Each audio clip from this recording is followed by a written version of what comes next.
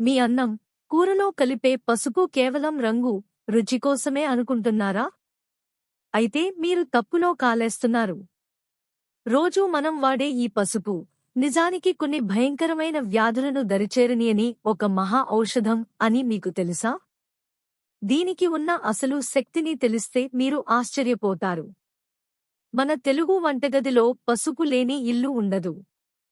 అది గుంటూరు కారంపొడి అయినా, గోదావరి చేపల పులుసు అయినా, పెళ్లి భోజనంలో వడ్డించే గారెలు, పులిహోర అయినా, దేనిలోనైనా పసుపు తప్పనిసరి. మనం పసుపును ఎక్కువగా కూరకు రంగు రావడానికి, క్రిమిసంహారకారిగా, లేదా ఆహారం పాడవకుండా ఉండటానికి మాత్రమే వాడతాం. అమ్మ చేసే పప్పులో, సాంబార్లో, చివరికి నువ్వుల పచ్చడిలో కూడా ఈ బంగారు వర్ణపు పొడి లేకుండా మనం ఊహించుకోలేం. పూర్వం మన నానమ్మలు, అమ్మమ్మలు పసుపును దేవుడి పూజకు, శుభకార్యాలకు, ఇంటి గుమ్మానికి పవిత్రంగా భావించి వాడేవారు. కానీ పసుపుకి ఉన్న అసలు శక్తిని మనం ఇప్పటికీ సరిగ్గా గుర్తించలేకపోతున్నాం. చిన్నప్పుడు ఆడుకుంటూ కిందపడి దెబ్బ తగిలినా, లేక కాలికి కట్టే గుచ్చుకున్నా, అమ్మ టక్కున పోపుల డబ్బాలోంచి పసుపు తీసి గాయం మీద రాసేది గుర్తుంది కదా? అదంతా కేవలం నమ్మకం కాదు, అది సైన్స్. పసుపులో కర్కుమిన్ అనే అద్భుతమైన రసాయనం ఉంటుంది. ఇది శక్తివంతమైన యాంటీ ఇన్ఫ్లమేటరీ, యాంటీసెప్టిక్ గుణాలను కలిగి ఉంటుంది.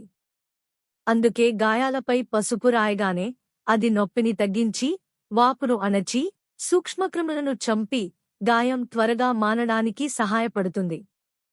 ఎప్పుడైనా గమనించారా? వేడి నూనెలో చిటికెడు పసుపు వేయగానే అది పచ్చగా మారి, గుమగుమలాడే కమ్మటి వాసన ఇంటిల్లపాదికి తెలుస్తుంది. ఆ ఘాటైన సువాసనే పసుపులోని ఈ అద్భుత గుణాలకు నిదర్శనం. ఇక అంతర్జాతీయంగా ఎన్నో పరిశోధనలు పసుపుకు క్యాన్సర్ కణాలను నాశనం చేసే శక్తి ఉందని రుజువు చేశాయి. అవును, మీరు విన్నది నిజం. పసుపులో ఉండే కర్కుమిన్ కొన్ని రకాల క్యాన్సర్ కణాల పెరుగుదలను అడ్డుకుంటుంది, వాటిని చనిపోయేలా చేస్తుంది.